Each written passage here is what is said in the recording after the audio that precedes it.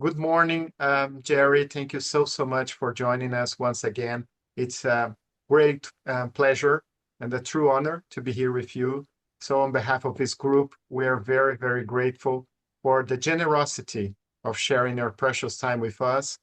We know that you receive many invitations, so this only makes us even more grateful for the opportunity of being here, of having this conversation with you. And as I mentioned in our exchange in our emails, this is a group composed by business and thought leaders of many of Brazil's leading companies and institutions. And under this leadership program, we are debating critical issues every month, not only about professional life, but also about life from a broader perspective, because it's not possible to separate them. And on top of that, we have these special sessions with leading thinkers like yourself, who are, our guides to think better about the subjects and, of course, to act accordingly. And for the sake of starting this event in a more formal way, I would like to highlight to all participants that Jerry is a coach, writer, and a speaker who focuses on leadership, business, and the practice of radical self-inquiry. In fact, leadership through radical self-inquiry is the driving idea behind the work of Jerry. He is the co-founder and CEO of Reboot.io. I hope I have spoken correctly. A company born from the rally cry that work does not have to destroy us. On the contrary, work can be the way in which we achieve our fullest self, according to Jerry. Jerry is a graduate of Queen's College, and he helps people leading with humanity and equanimity. His unique blend of Buddhism, Jungian therapy, and entrepreneurial know-how has made him a sought-after coach and leader working with some of the largest firms in the world. In his work as a coach, Jerry draws on his experience in venture capital. He was the co-founder of Flatiron Partners, one of the most successful early-stage investment programs. And later, he was a partner with JP Morgan Partners, the private equity arm of JP Morgan Chase. And along with a strong commitment with the nonprofit sector, Jerry is the author of, as I was mentioning before, two main books. It's beautiful, Reboot, Leadership and the Art of Growing Up, and Reunion, Leadership and the Longing to Belong, the Longing to Belong. Jerry is astounded by the fact that he lives on a farm outside of Boulder, Colorado, near the foothills of the Rockies and far from the streets of Brooklyn, where he was born and raised. He's the father of three amazing humans, a grandfather of one amazing human and another coming, each of whom cares deeply about the love, safety, and belonging of others. And just to conclude, for over 2 decades, he has been dedicated to the proposition that work should not be violent to the self, should be non-violent to the community, and work should be non-violent to the planet. So, Jerry, without further ado, I'm going to kick off this conversation with 4 or 5 questions. Of course, I would have countless, and then open for other questions from the members of our group, whom I also greet and thank very much as well for being here. Okay. So Jerry. Let me just say hi. Hi. Thank you for that introduction.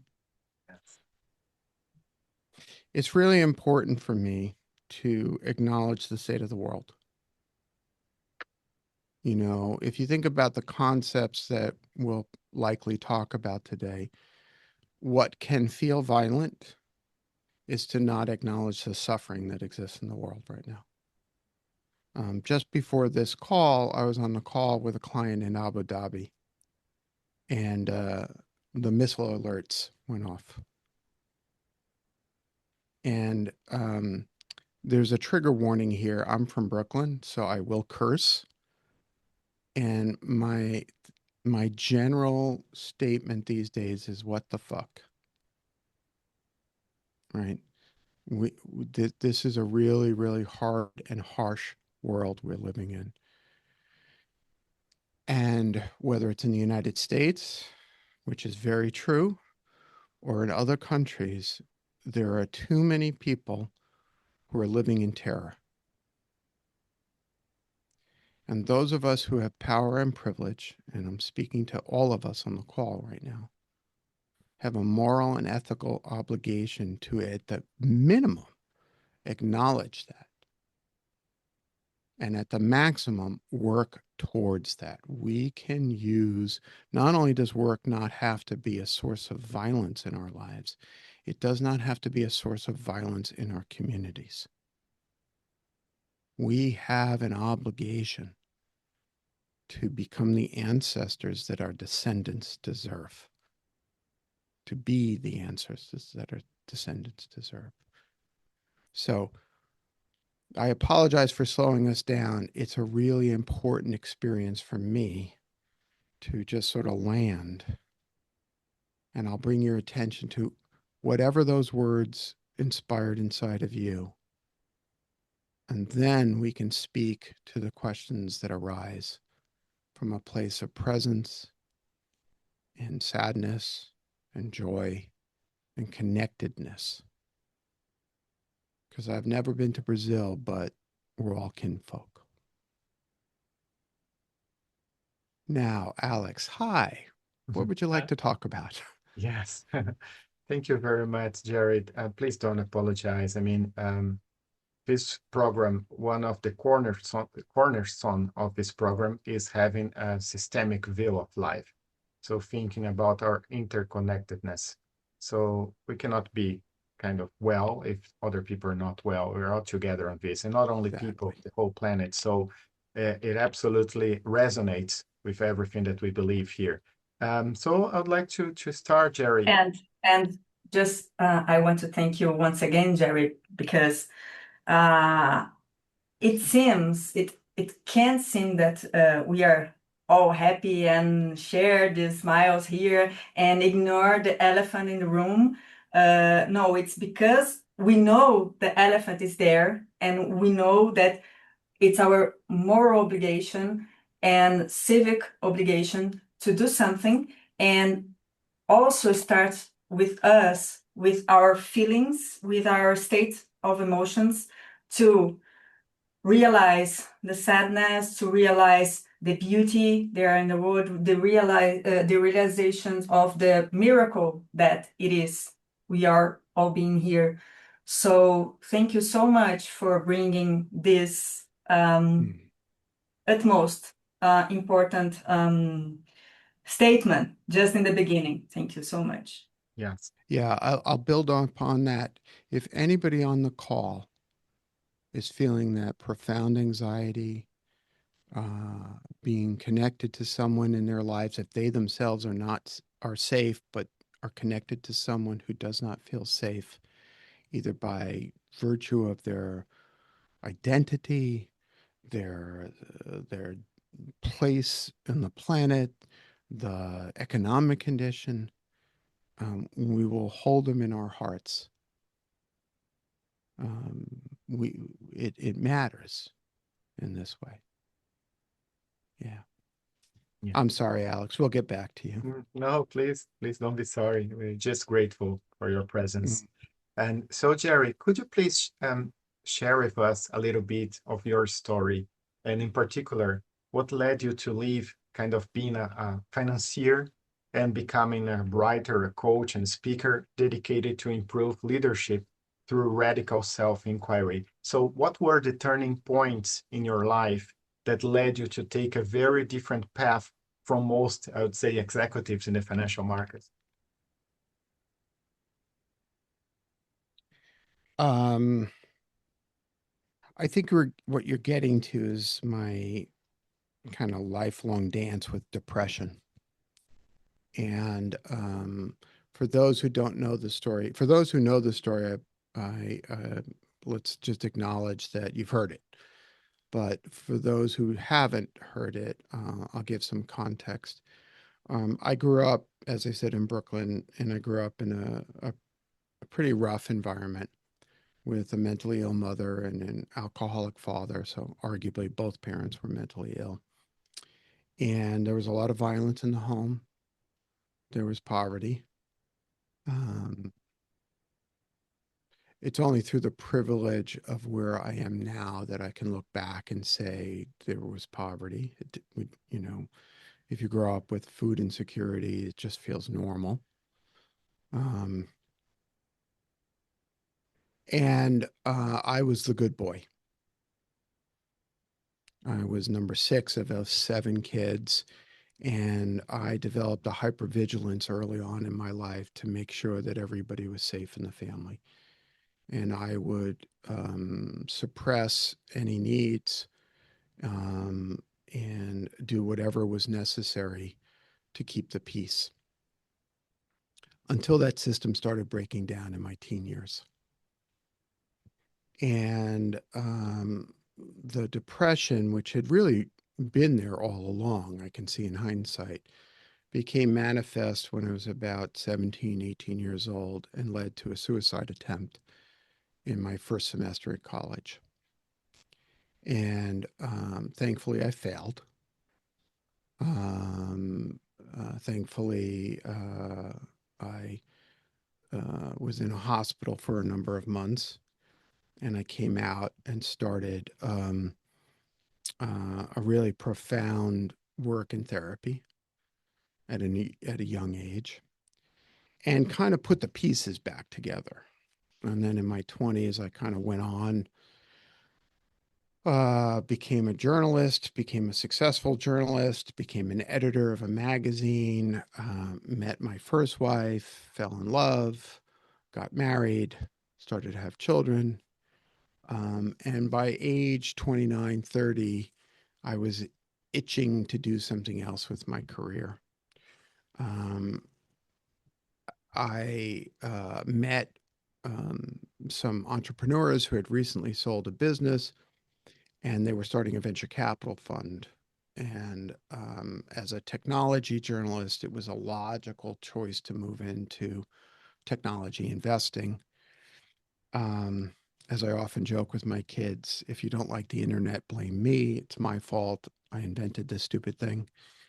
And I started investing first with one firm in my early 30s, started encountering misogyny, anti-Semitism, racism, and it was really, really uncomfortable with my partners.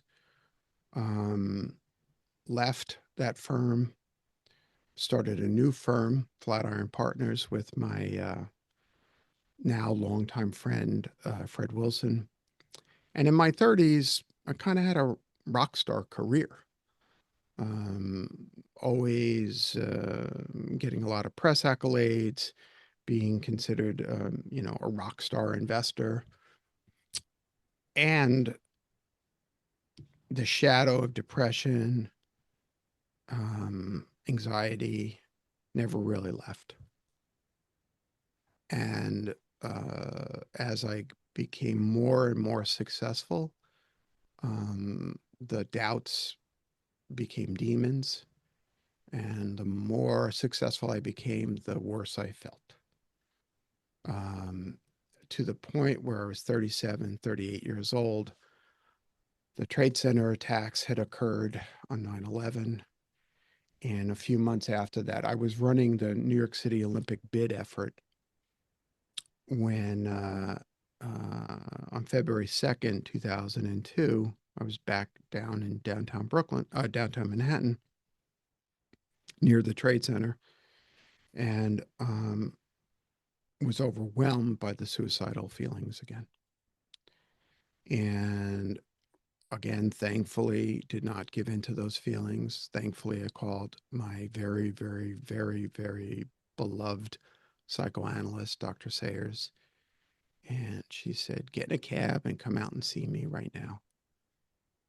And that moment of not leaping in front of the subway was the moment where the rest of my career, the rest of my life began. And I would argue that's why we're on a call right now. Because everything that I am, everything that I do in the world, if I have helped anybody, it stems from the fact that I chose to live and to confront the stuff with radical self-inquiry that had plagued me since childhood. So that's how I became a coach. So much for sharing with us. You gave the yes to life as Viktor Frankl's book, this title. Yes. So it's beautiful, beautiful. Angela, I'd like to. Yes. But before the other questions of Alex, I would like to ask something, and that you mentioned resonated so much with me. The hypervigilance, the damaged child, despite of us being older, the damaged child, it's inside us, and until we deal with him or her. What I learned from you, and I know that you learned from other person too. It's another kind of resonance. It's the role of the crow, and I would like so much that you share with us, because I've always listened to that crow and learned from other people that I should, oh, shut up, crow, get out of here. So let me go. But it doesn't go away. And we must have another approach with that. And since I learned that approach with you, I grew. So it was very, very nice. I thank you so much for share with me. And I would also like you to share with all of us here the story of the crow and how it's important to be grateful to that crow and to say, you are here with me. Thank you for being with me. Yeah. Please. So what Angela is referring to, and this is in Reboot, when I was in college, I was a English major, an English literature major, and I was a writer. And I suppose I still am a writer. And I was in a program with a very famous poet named Marie Ponset. Marie was about 5 feet tall, very short, very thin. And she smoked cigarettes continuously, so her fingers were always tobacco stained. But she was a brilliant poet. And in her poetry classes, she would admonish us to shoot the fucking crow. The crow who sits on your shoulder telling you what a terrible writer you are. And the truth is, it's a way of visualizing what we often refer to as an inner critic. That voice inside of ourselves that tell us we're a terrible parent, we're a terrible adult, we're never going to be forgiven for our sins. All of those voices, all of those phrases that really haunt us. And the insight that Angela was referring to was the realization that the crow loves us. It's a really perverted belief system, but the crow is trying to keep us from humiliation and shame. Sometimes the crow sounds like our parents. Sometimes the crow sounds like a teacher who just gave us a hard time. But the mission, the purpose of the crow is to make sure that we don't suffer the pain of somebody else's harsh judgment. That the purpose of the crow is, if I tell myself I'm a terrible writer, then I don't have to experience the pain of somebody else telling me I'm a terrible writer. Now, if you think about this for a moment, this is the logic of a 5-year-old. This is not the logic of an adult. And this is one of the ways in which the way we're shaped as children starts to manifest in us as leaders, as adults, as parents, as grandparents. And so what I often say is kiss the crow and tell it, I don't need your protection anymore. I'm okay. Their criticism of me compelled me to succeed. Look at me. I'm an adult. I got out of that horrible situation that I was in. Look at my success. Look, I'm loved, even if I don't feel it. So what I hear from you, Angela, is that little, let's call it a jujitsu move, no pun intended, right? That little move of using the energy of the crow to sort of flip it around a little bit was helpful for you. Is that right? Very helpful. Very helpful. Thank you so much. Thank you so much. Andrea, please. And if I can I ask another one before going to Andrea? I would like to ask you, Jerry, please, what kind of daily practices that worked for you to be in the state of awareness, of presence, of higher spirituality, and this doesn't mean really religion. This means that you are really connected in all your with all your feelings, emotions, with your body, and with a source of superior, higher energy. So what kind of practices that worked for you? And that doesn't mean that they will work for everyone, but it helps. Maybe help. Well, I'm just reveling in the notion that I have a superior energy. I'm not so sure about that. But let me ask you, Angela, what I'm pretty sure, Jerry, because when you just started this meeting, you just connected us in a way that it went all with our hearts together. So this is not. So that's what I was going to bring your attention to, Angela. What did you see me do? Connected with your heart, feelings, emotions, being there. Do you remember when I said, I can't go forward without first acknowledging? And it wasn't just acknowledging our interconnectedness, all you lovely squares, but the interconnectedness, interbeingness of the entire world. And, you know, I don't know Brazilian culture, but I imagine, and I'm projecting a little bit from my experience around the world, most of us are not socialized to feel the suffering of other people. And this is another kind of jujitsu move here. If you want to feel fully present in your body, if you want to show up, one of the most powerful things you can do on a daily basis is to acknowledge what's actually happening in this moment. First, with yourself. Andre will tell you about an exercise we did at boot camp called Red, Yellow, Green, which is like, here is how I am. A little red, a little green, a little yellow, a little this, a little that. We are socialized to bypass and to kind of speed past how we are.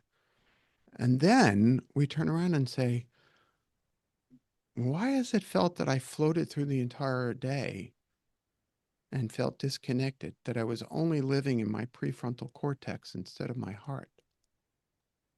So that's a moment-to-moment practice.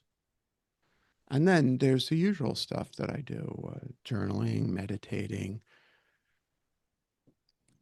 You know, in essence, I hope you're experiencing this already.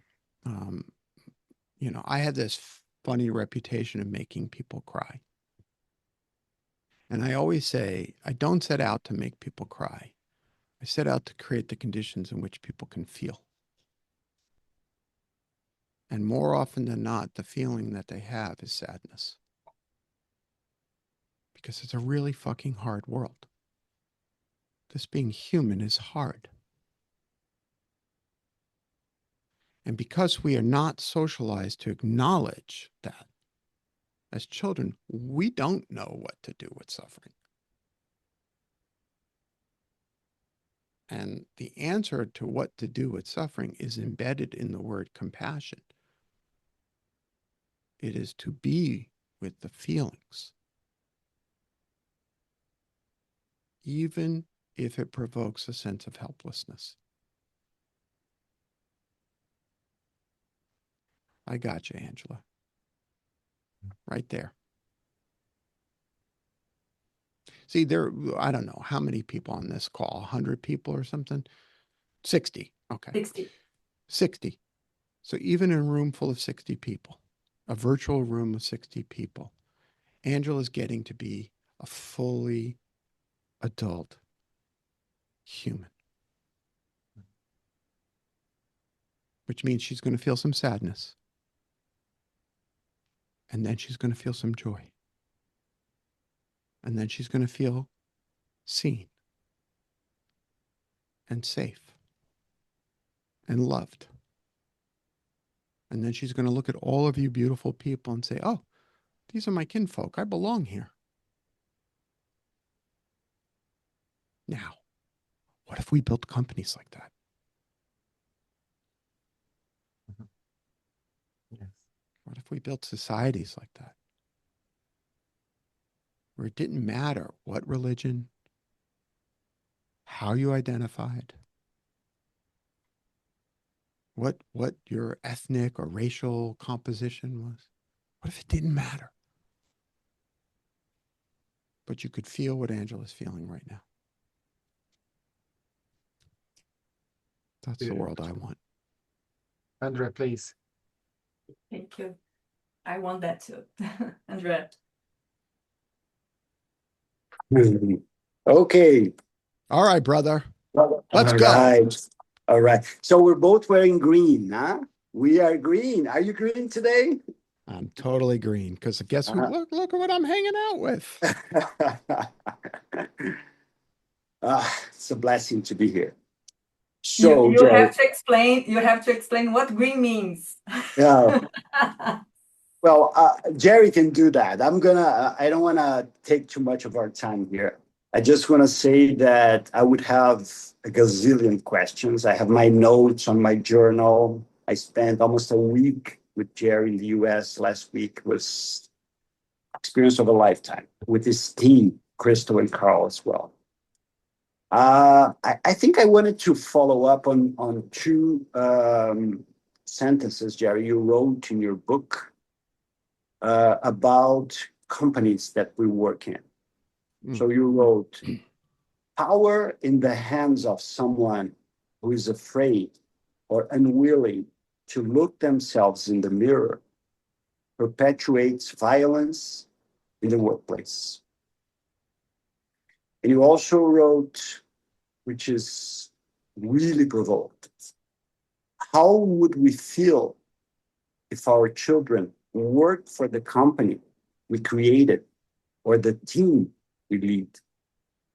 Because when we think about our children, we leave the prefrontal cortex and we go straight to what I learned last week that we should call the third ear.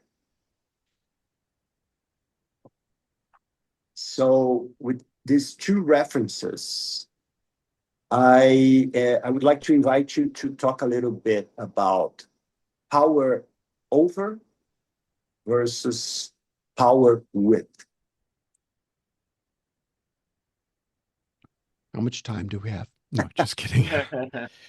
all I want day. to, yeah, I want to acknowledge that there's a phenomena that Americans have, which is to tell the world how to be. And one of the byproducts of being led, trigger warning, I'm about to get political, being led by Donald Trump, is we have no business telling other people how to be.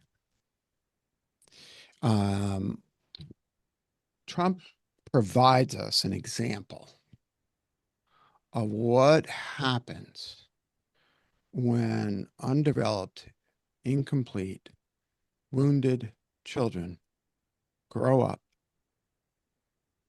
and are given power. Not only is there violence in the workplace, but in this case, there's violence in the world. My dear friend and teacher, Parker Palmer, has a funny little line. We all know the, I'm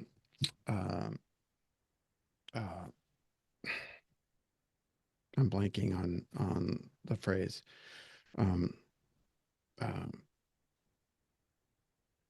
Anyway, what he basically says is if you endeavor to not know yourself, here it is. We all know the phrase that the unexamined life is not worth living. But if you choose to live an unexamined life, please don't take a job that involves other people. That's a joke. The experience of being unwilling to be introspective, self-reflective, to not examine one's own life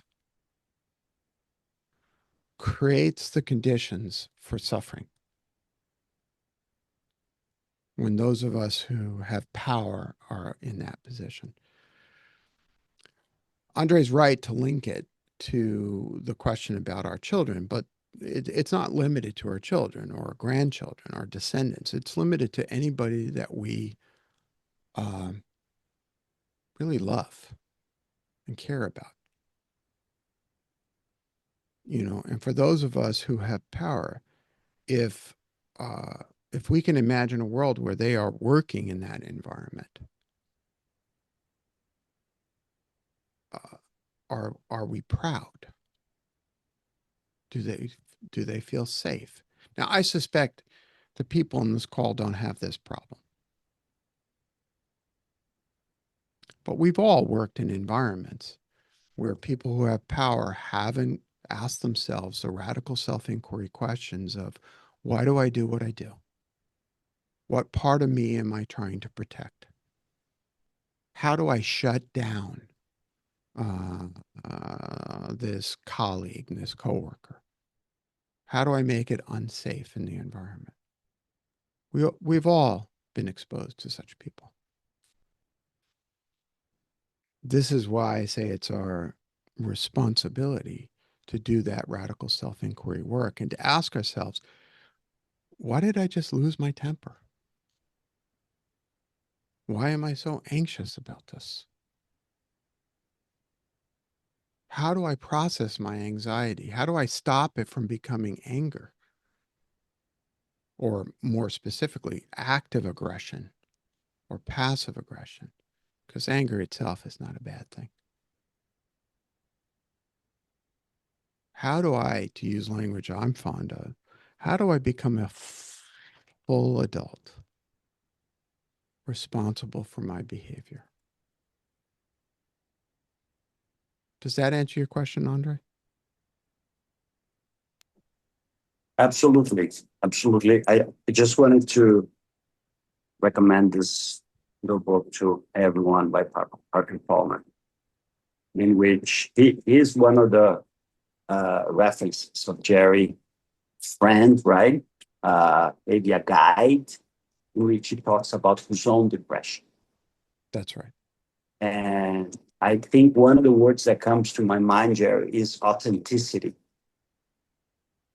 We have to remember to be more authentic and remember that we're humans in the first place, not machines, which has everything to do with your point and with the spirit, with the intention of the group that's here today with you. Yeah, I'll say two things. The first is Parker is one of my dearest friends. He wrote the foreword to my second book, Reunion, and he was my writing buddy. As I struggled through the issues in Reunion, which is a tough book to read. I'll acknowledge that. I mean, if Reboot was tough, Reunion is even tougher, because what I ask you to do is to look at the ways in which you may have been complicit in the conditions in the world that we say we don't want to see. Conditions of racism, systemic othering, non-belonging. But I think it's really critical work to do. And Parker, as Andre made references, Parker's willingness to write about his struggles with depression in Let Your Life Speak was a model for me to show up and to just open up and say to you, yeah, so I was 18 when I tried to kill myself. Yeah. And so that it might actually make it easier for you to say such things. The second thing that Andre said was he picked on the word authenticity. And oftentimes people float that word authenticity or float the word vulnerability with me. And what I like to point out is that the word that is really behind those words, vulnerability, honesty, or authenticity, is the word honesty. Like, we can elevate this word into this almost vague concept of authenticity. I like rooting it into something really basic. And if we think about it in terms of business leadership, I don't think anybody says that we should lead our businesses in a way that is dishonest. Like, as soon as you say that, it kind of cuts through. Now, being honest, say with your fears or your indecision or your sense of overwhelm or stress, may be difficult to communicate and may be difficult for the people we lead to be able to process. But that's where the work is. And the challenge is to do so feels vulnerable, feels scary. But I would encourage you to do the scary thing, because the trust that flows from being honest is unshakable.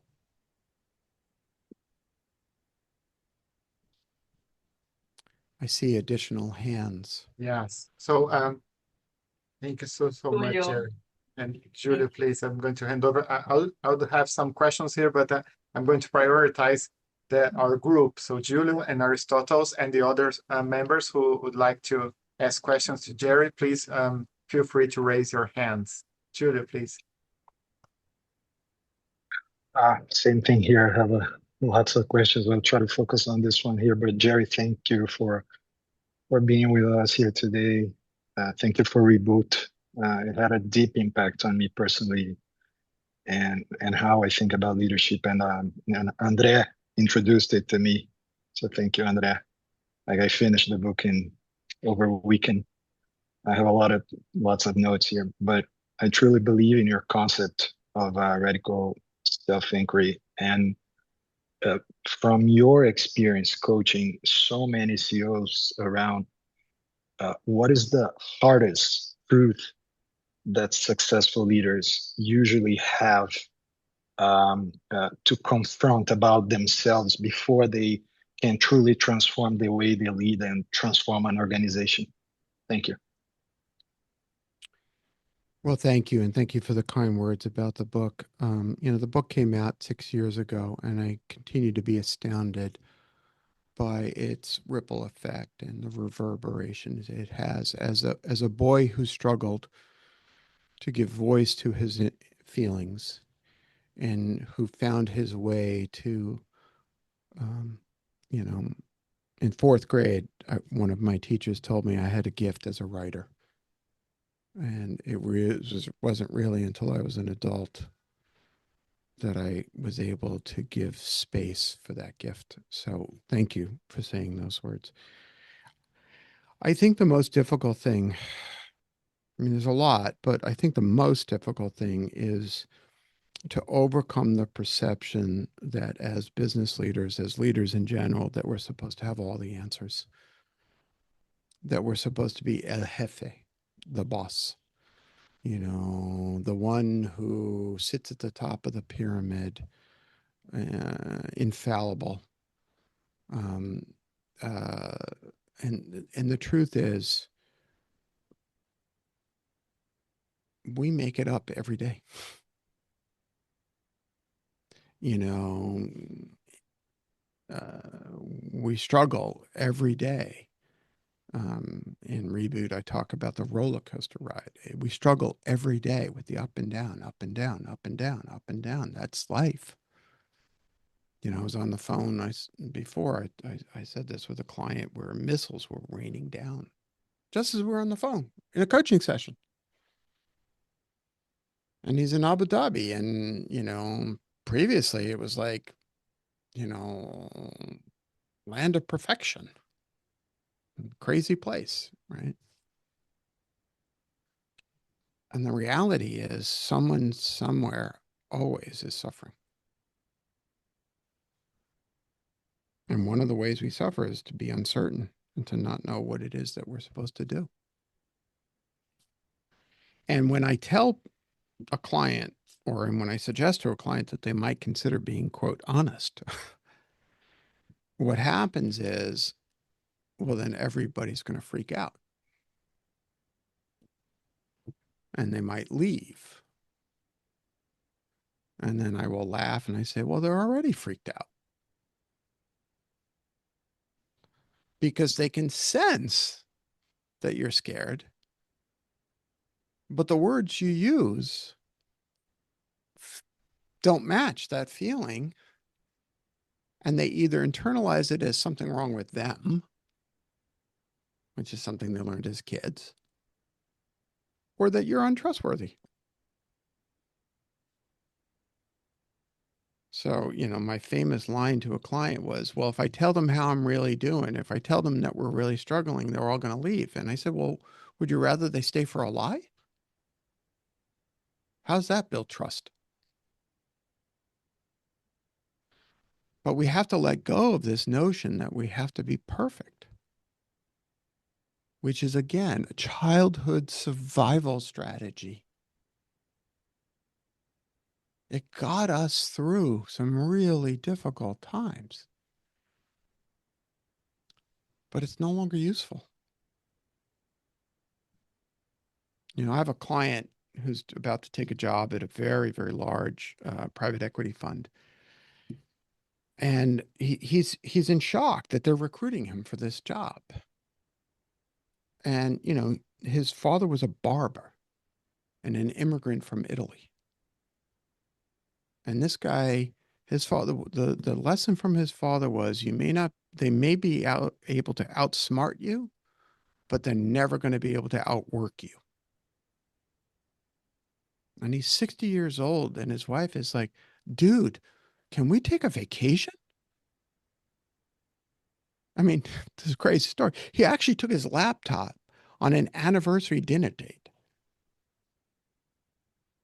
Christina's like, what? And he's still married, you know? And finally I said to him, they're recruiting you because you're smart, because of your experience, not for your labor. And that was like mind blowing to him. That's part of the transformation. He no longer has to be the hardest working person in the room. He can relax and trust his experience. His knowledge has become wisdom. So, long-winded answer to your question, but to really be able to cut through and see and acknowledge the reality of what's going on. Just the way I opened up. Hey, the world is on fire. Imagine you start staff meetings with that. Mhm. I hope that was a helpful answer. It was. Thank you. Thank you very much, Jerry. Jerry. Aristotle, please. Right. Hello, Jerry. Thank you for your time. I would like to take a little bit on your, let's say, tech side as well to get your view. There's been a debate about AI might make a large part of the workforce irrelevant, and that may also strip away a source of life meaning, right? So I also think that that can also be a opportunity to find meaning beyond work. So if you could share your views of how do you think this new technological frontier might impact our lives, our values, and our searching for meaning, that would be nice. Thank you.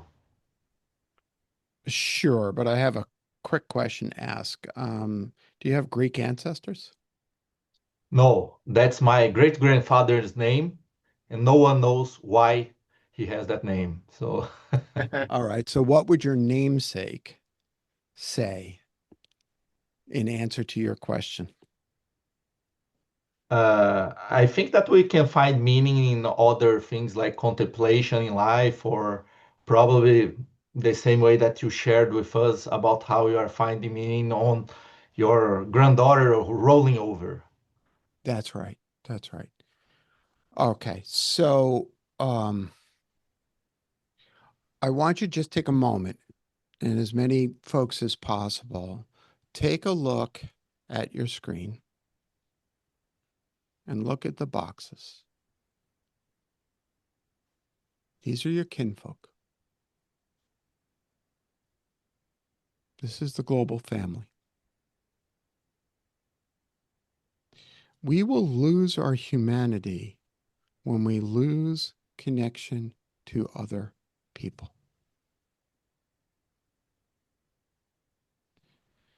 Now, the truth is, I don't know in what ways AI will change jobs. You know, every coach I know is like, oh my God, I'm either going to build a chatbot version of Jerry, or I'm going to build some sort of set of tools to help me with clients and all. And I too went through the like, what the heck is this about? When a client comes in and says, well, I was talking to ChatGPT last night. But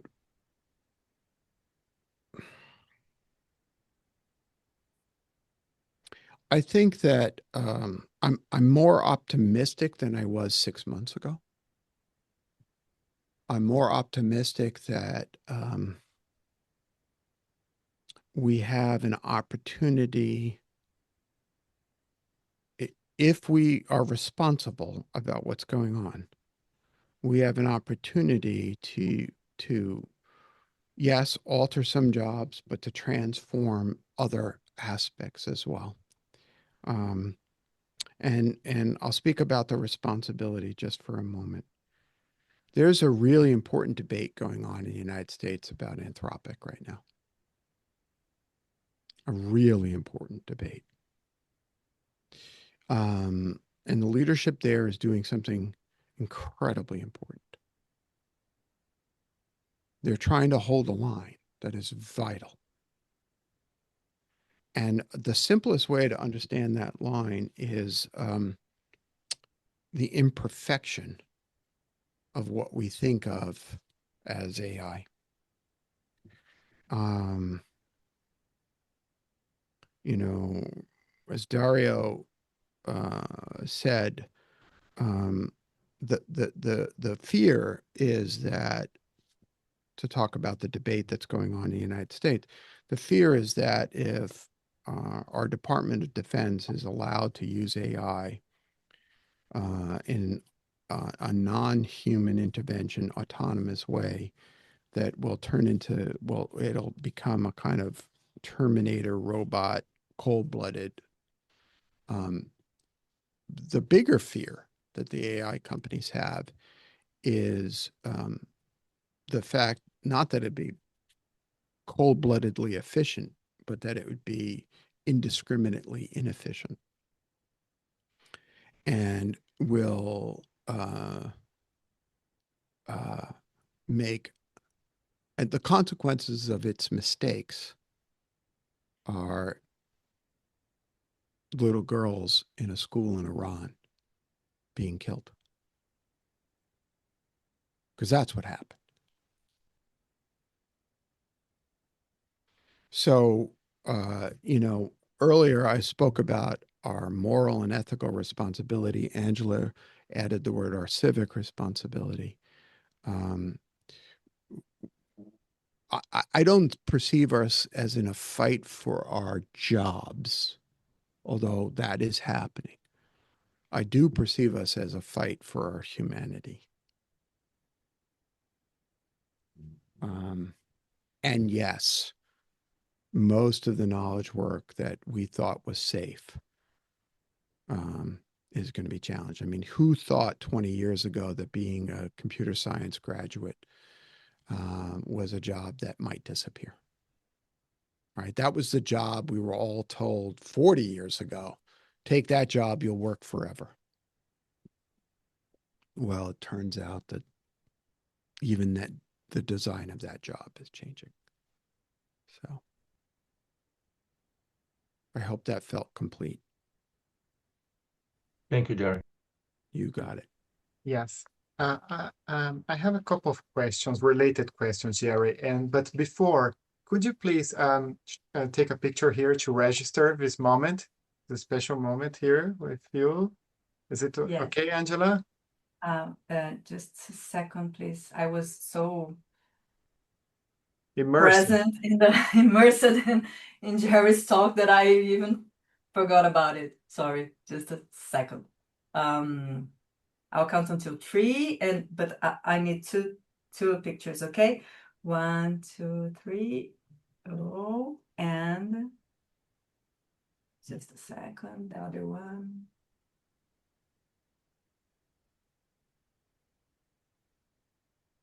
Okay, 1, 2, 3.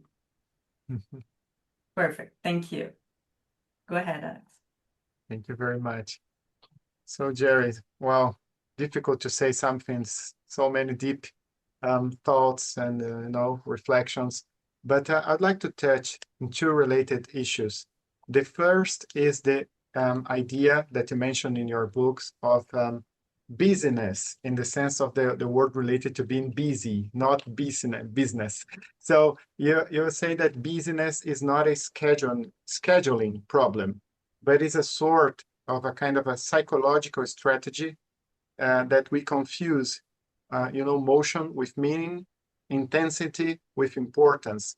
And typically, we see many leaders who use this busyness, I do not have time, to avoid, deeper feelings, to avoid relationships, to avoid existential questions. So how do you help leaders to distinguish between healthy engagement with something and a sort of busy as anesthesia, as a kind of an autopilot, and leaving all the relevant things to later? So, and this is the second part of my question, this myth that, as you mentioned, of I will do the meaningful life later, because many high achievers, they live this implicit bargain. First, I will win, and then I will live. And you've described it that this plan can be, above all, spiritually costly, and sometimes one can collapse, as you mentioned, with your own experience with burnout, depression, emptiness. So for leaders who are already considered successful, what are the warning signs that someone is still kind of deferring life to later? They do not have time to really live. I think that was 3 questions. Yeah, I said 2 just to. So just a statement about that. You connected it to a kind of strategy of avoidance. But I want to be clear about that. I think that the roots of, well, if we take a step back and we say, ask any friend of yours, sit down for a coffee, sit down and say, how are you doing? What percentage of them are going to say, oh, I'm so busy. I'm so busy. Oh my God, I'm so busy. That's an opportunity to get really curious. Because sometimes we're legitimately busy. I'm in the middle of packing up this office. I'm moving to a new office. I have also got a new apartment in Brooklyn. It's a busy time. But I think some of the roots of it stem from the fact that we believe that our self-worth and our value are related to output and outcome. We're only as good as that which we just completed. And many of us grow up in education systems, in social environments where that belief system is rewarded, right? Whereas what we're not necessarily rewarded is critical thinking, innovation. And in fact, those who sort of buck that trend are often criticized, marginalized, which I think is one of the roots of this phenomena. When we apply it to business, and Alex, you said something really important. It can be a way to avoid looking at deeper existential questions. So if we think about it in terms of business, if I'm so busy executing on the plan, I don't have time to then ask if that's the right plan. Because I don't know what to do with the fear that that question might invoke. Right? And the same is true when we apply that to our lives. If I'm so busy, I don't have space to ask the question, is this the life that I want to live? Now, for me, this showed up in my 30s.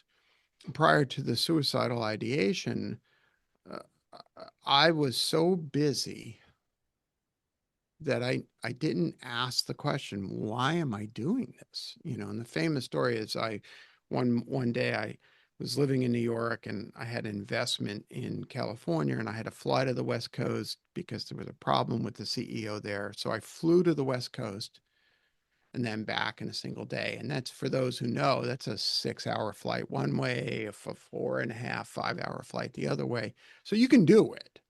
You know, if you work 20 hours in that day, you can do it. And I came home and I looked up at the top of the stairs and there was my daughter, Emma. She was like 3 or 4 years old. And I spun around and fell down and hit my head against a door and collapsed. And as I was going down, I heard my daughter say, "Mommy, mommy, daddy's dying." And when I went into therapy afterwards, my therapist said, a really good question, like, what the hell are you doing? And it was that question that led me to say Bill Gates. And that was the radical inquiry that said, oh my God, I was living my life trying to chase a kind of safety that I was projecting into wealth. And all the poets, all the philosophers I had read growing up warned against that. And so for me, the busyness was, you know, was a way to avoid the question, what the heck are you doing, dude? Is this the role model that you want to be for your children?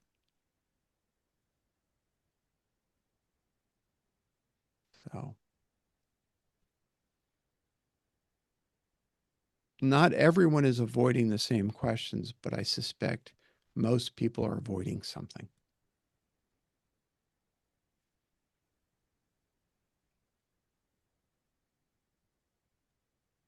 Thank you, Jerry. Thank you so much, Jerry.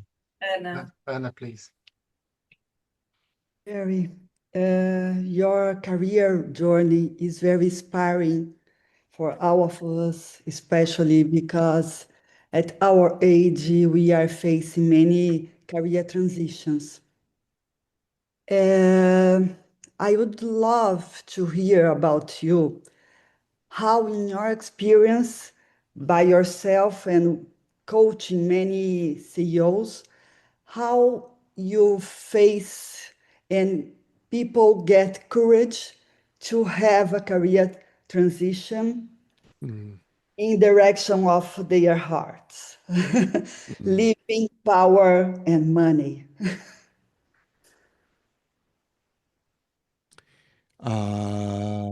Yes. Well, first of all, thank you for the question because it reminds me how difficult transitions are. And sometimes I can forget because I've done so many transitions in my life. It's unsettling for me. I'm in a transition right now. I even feel it in our conversation. As Andre knows, I was talking about this at the boot camp last week. I very much feel like I'm in this transition towards an elderhood, and not just because I wear hearing aids when I don't have AirPods, but I do feel like I'm moving towards this other zone in my life where many of the conversations I'm having are with other coaches. And something is happening there, something important. And it's unsettling. There's a brilliant poem about midlife written by Donald Justice called Men at 40. And the image that I often feel is he talks about the protagonist feeling it as he's on the deck of a ship, and though the swell be gentle, you can feel something is shifting inside. So that's a signal that transition is starting to happen. And oh boy, if we are not socialized to be able to deal with that, we will lock it down. And we'll double down on doing exactly what we've been doing all along. And then 5-10 years go by and go, wait, what happened to that call? Because that's what's happening, is there's a call. And, Anna, you framed it as doing closer and closer to heart work. It may be closer and closer to heart work. It may be, I transitioned from being a journalist to being a business leader to being a venture capitalist to then teaching in university to being a coach to being a CEO to being a writer to whatever is happening now. I don't know what the fuck. I don't know what's happening.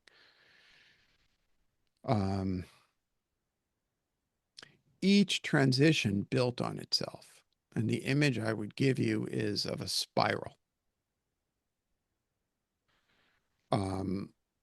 Transition can feel like I'm leaving someplace, never to return. And what I really think of it is that it's a spiral to a new place. And so what happens is we actually return to values, to what matters to us, to the things that are important. And if we see that image, oh, the form is changing, but the function becomes more clarified, more precise, more distilled.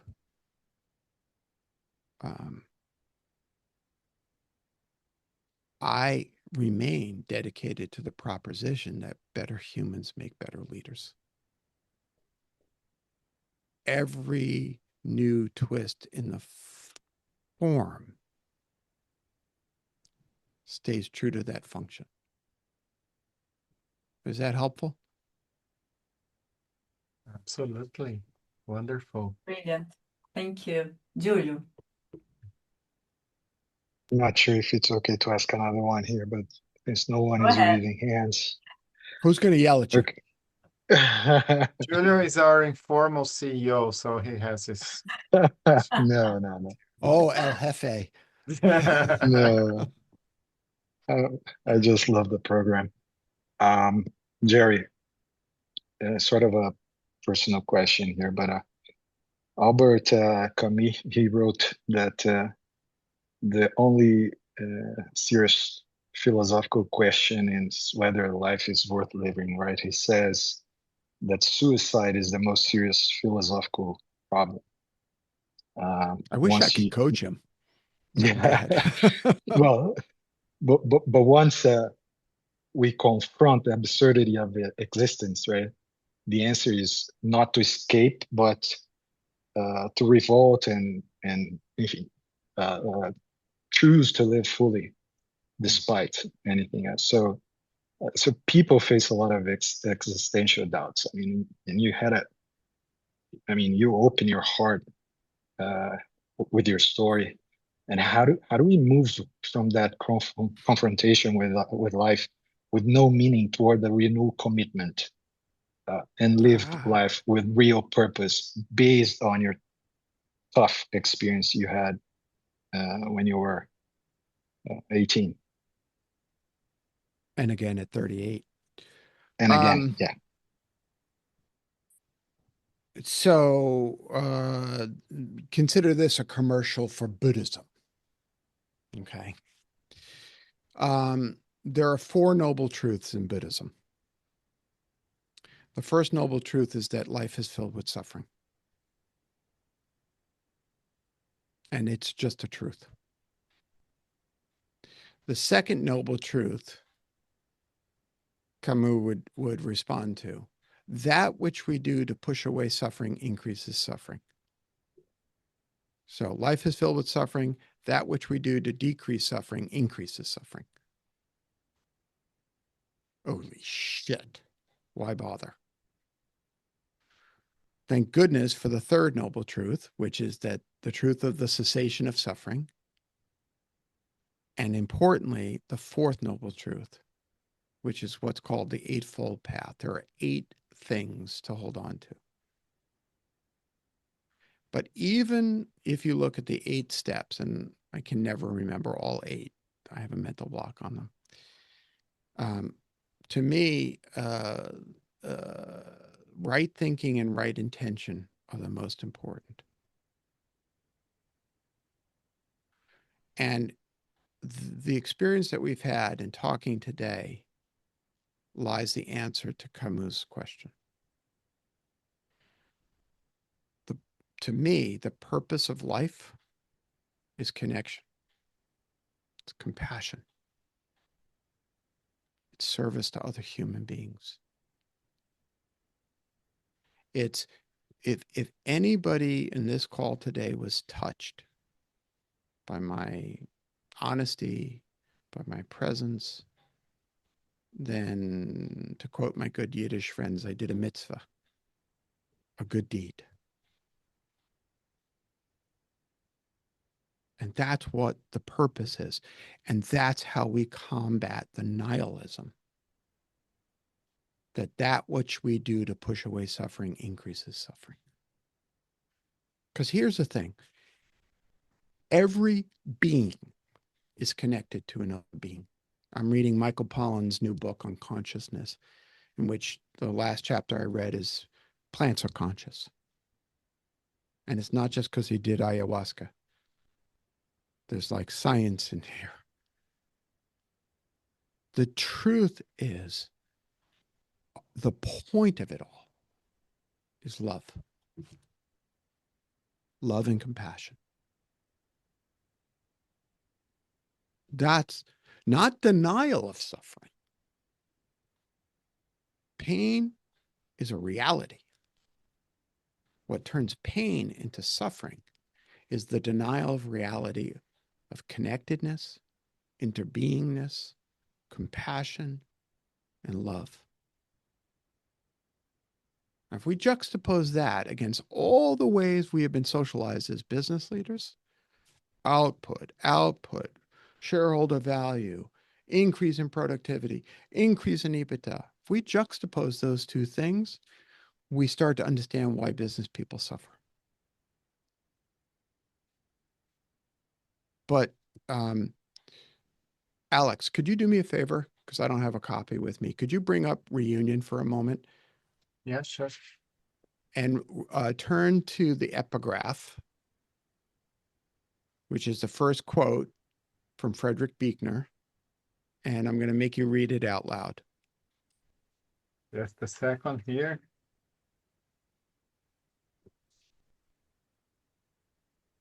Can I read it? Yeah. There lies the longing to know and be known by another fully and humanly, and that beneath that there lies a longing closer to the heart of the matter still, which is the longing to be at long last where you fully belong. Frederick Buechner. Okay. There lies a longing to at long last be where you fully belong. To push back against nihilism, lean into being in service to answer the longing to belong. As God is my witness, if I end my days making it a little bit easier for someone, especially someone who has lived on society's margins, to feel like they fully belong, then I'll have lived a good life. What's the point of it all? To amass more toys? I mean, this is part of the problem with Silicon Valley these days. I mean, give me a fucking break. How much wealth can you have? And will it close the hole in your chest? You know it won't. Will it stop you from hating yourself? Of course not. But what will stop you from hating yourself is to know that you meaningfully contributed to someone else feeling love, safety, and belonging.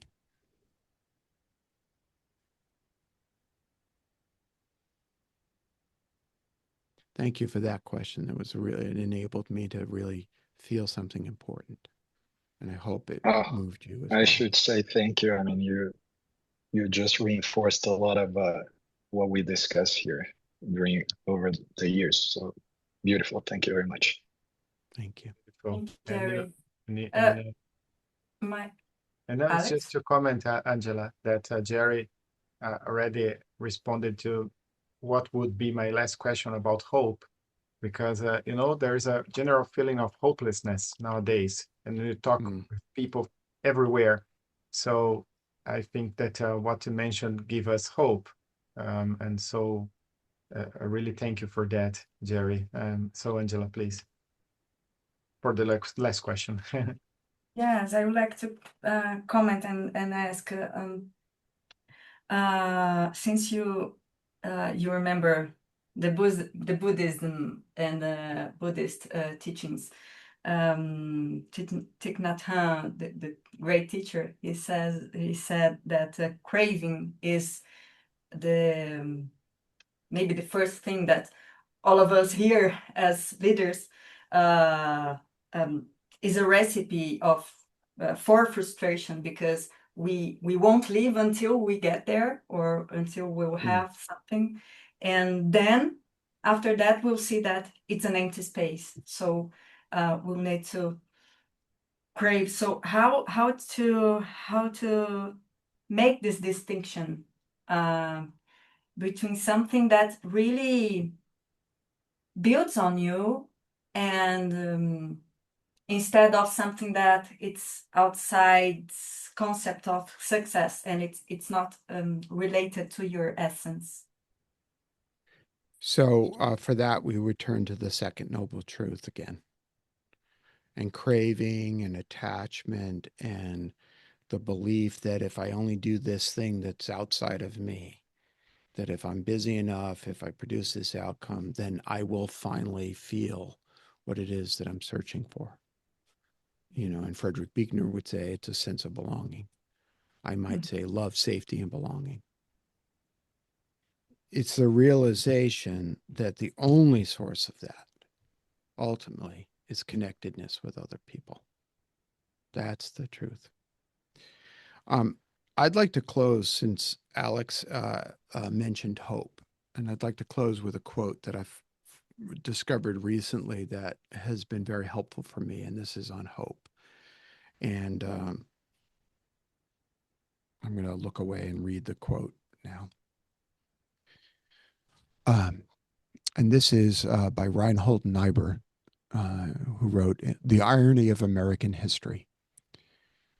And he said, "Nothing worth doing can be achieved in a lifetime.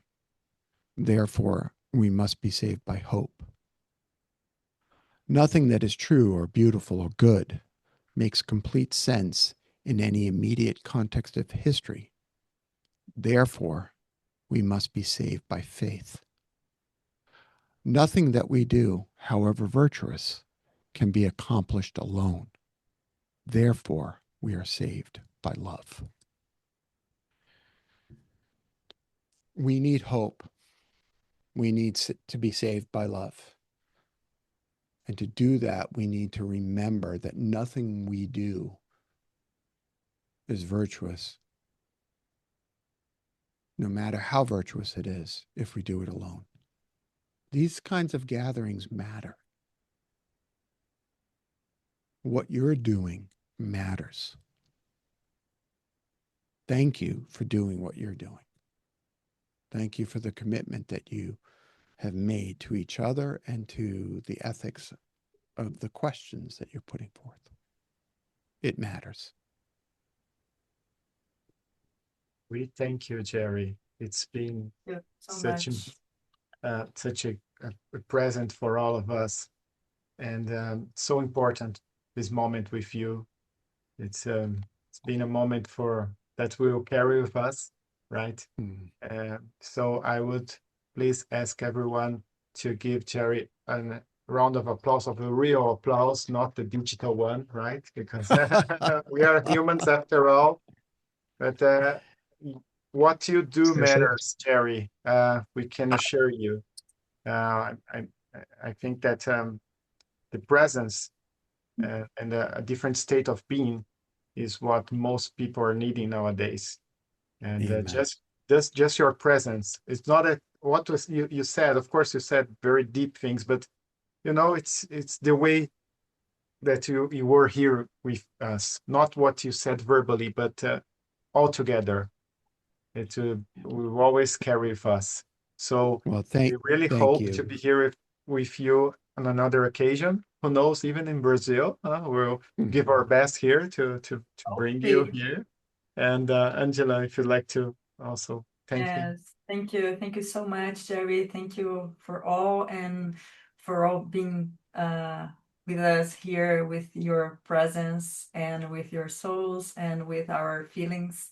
Thank you so much, Jerry, for touching us and for giving us hope, even in the midst of chaos. And that's it. It's hope and faith and love. Thank you so much. Thank you. And thank you to Andre for making the connection. Thank you, Andre. Thank you so much, Andre. Thank you. Thank you, people. Thank you for bringing your love. Very nice, Andre. So thank you, everyone, for being here. Thank you. Bye, Jerry. Thank you. Very nice. Very nice. See you, Jerry. Awesome. See you in Brazil. See you in Brazil, Jerry. Bye-bye. When is he coming? When is he coming? I missed it. It's still organizing, Claudia. Being organized. Yeah. It's being organized. Let's be together, connected.